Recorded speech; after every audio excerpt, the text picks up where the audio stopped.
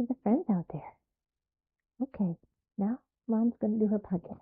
So go on. And Happy New Year. It is 2026, and this is the first podcast of the episode. The first podcast of the new year. And since we're just kind of getting started, thought I would do a movie review. And let's talk about the movie Cabrini. So we watched as a parish and a community. We watched the movie Cabrini during Advent this past December.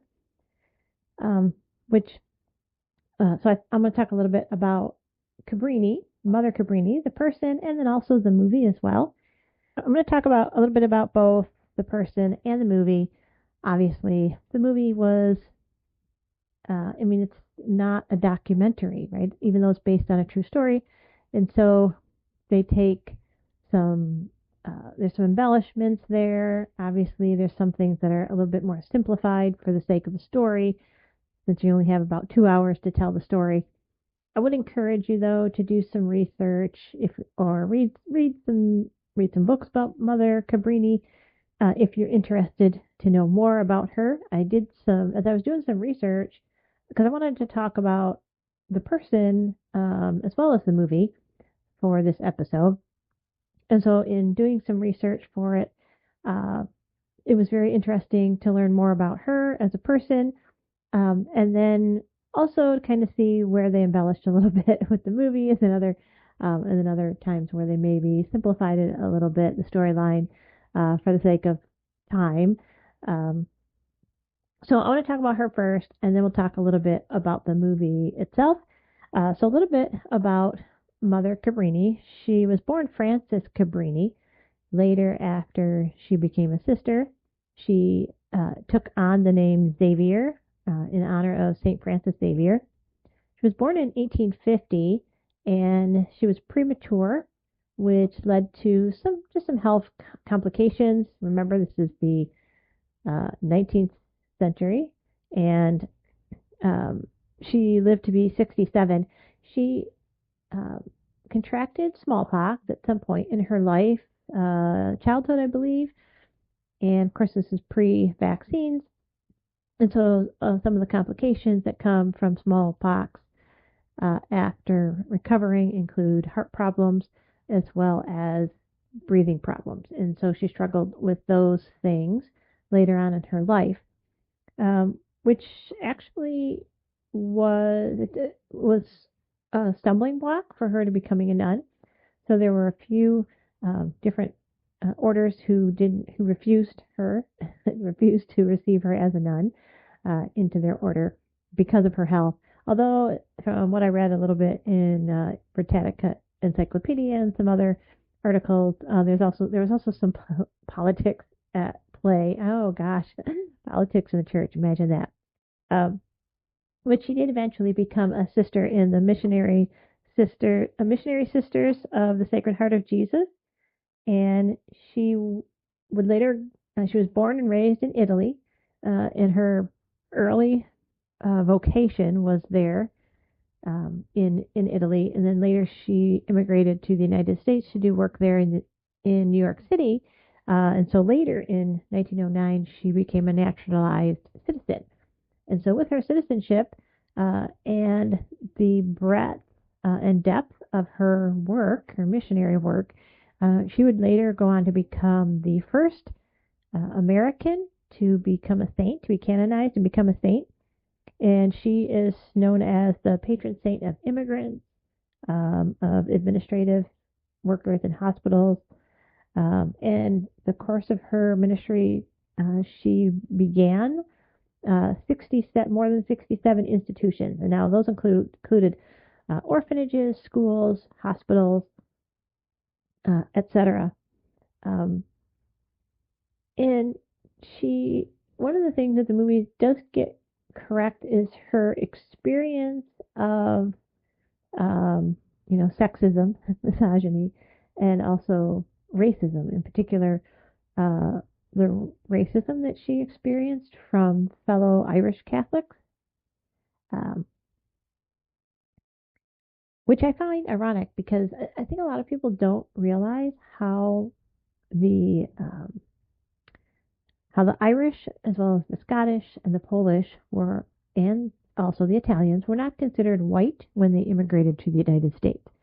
Now, that always fascinates me as someone with an Irish background. I mean, I always classify us as the glow in the dark white people, but apparently we were not considered so.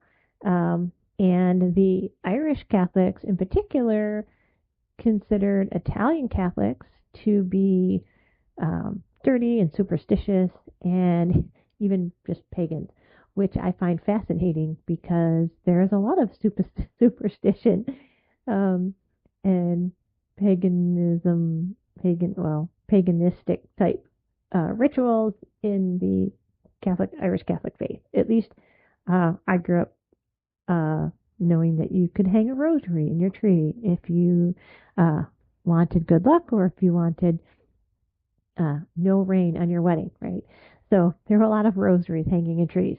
Anyway, um, it was it was interesting in particular because I felt like there were some things that actually got left out of the movie that should have been included.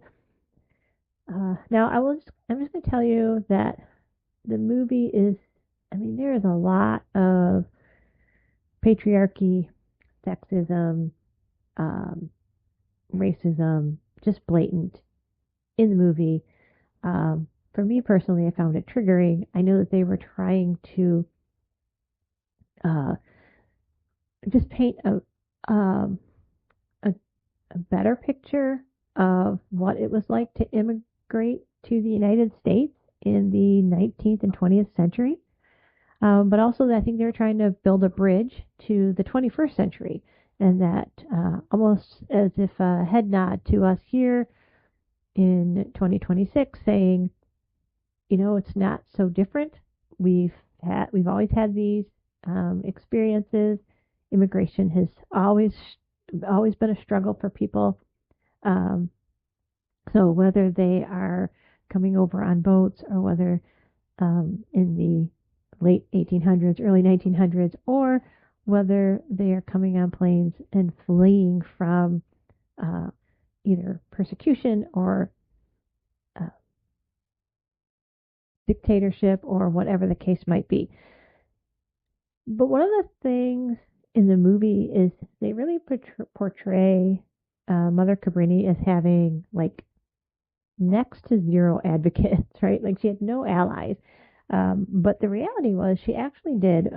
There was a countess, Mary Reed de Sasnola.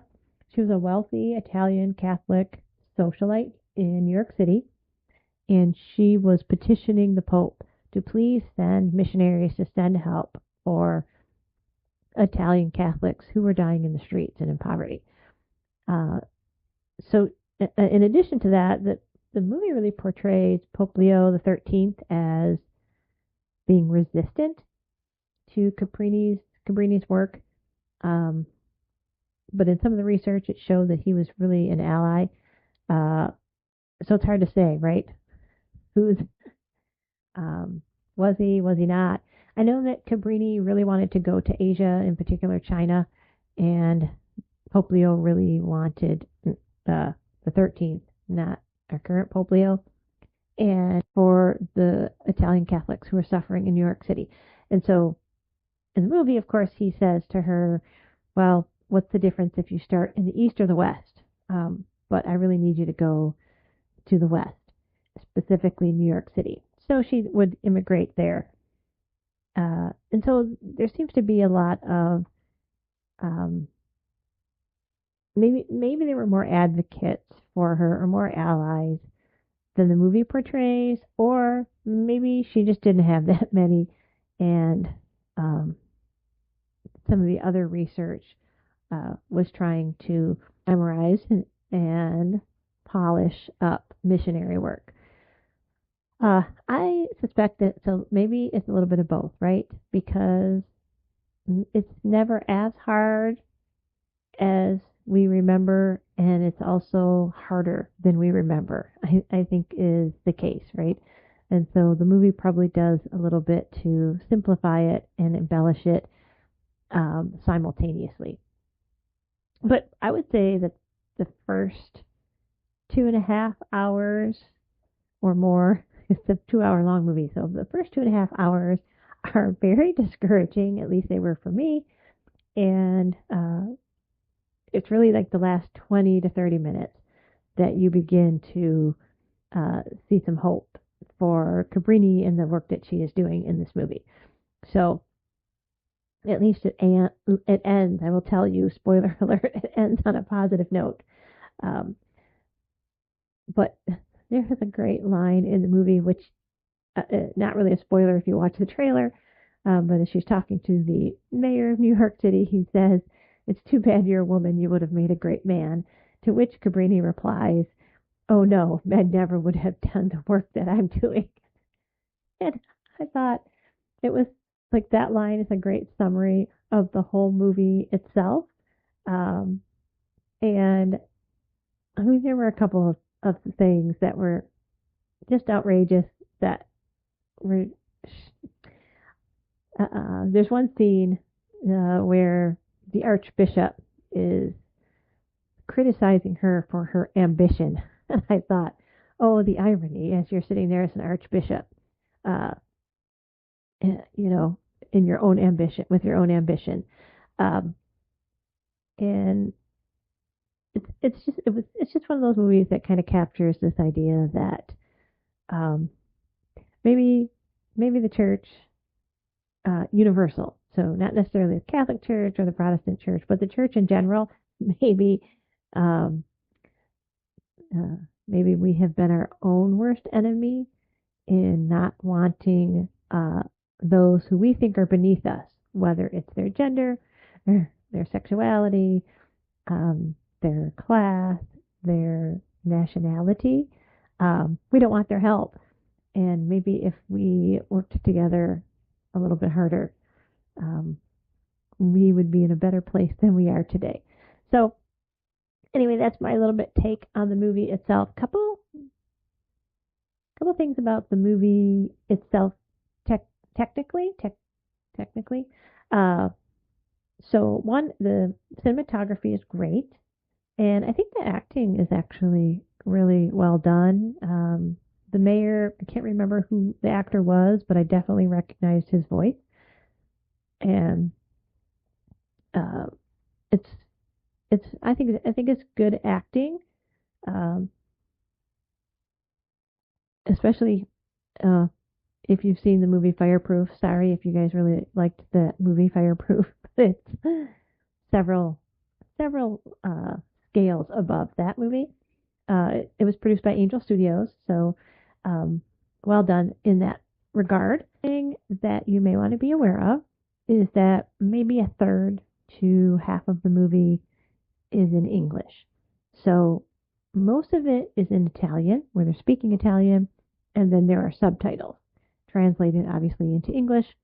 And so you just need to take that into consideration. It's not a movie that you're going to putz around doing other things, right? So you're not crocheting, you're not scrolling on your phone, like you're not doing other things because you have to read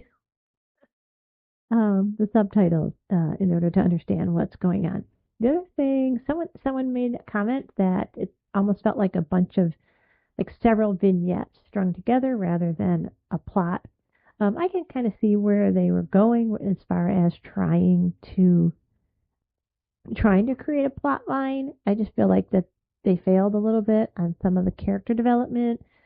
For example, there's one character that, in the movie that dies, and they just didn't do a very thorough job of developing that character before they died. And so there was like obviously empathy towards the character dying, but not the emotional response that you would normally see in a movie where they build up this character, the character dies, and that inspires somebody to act, right, on that person's behalf. So that the injustice of someone's death inspires them to continue in their work. But they just didn't do a good enough job building up the character and the relationship of that character with Cabrini to get us so that the viewer gets a sense of that agony, that injustice that's bubbling up. Uh, so, I mean, that's just my 2 cents. Other than that, I think it's a good movie. We are in Michigan here. So if you're living in Michigan watching this episode, there is a St.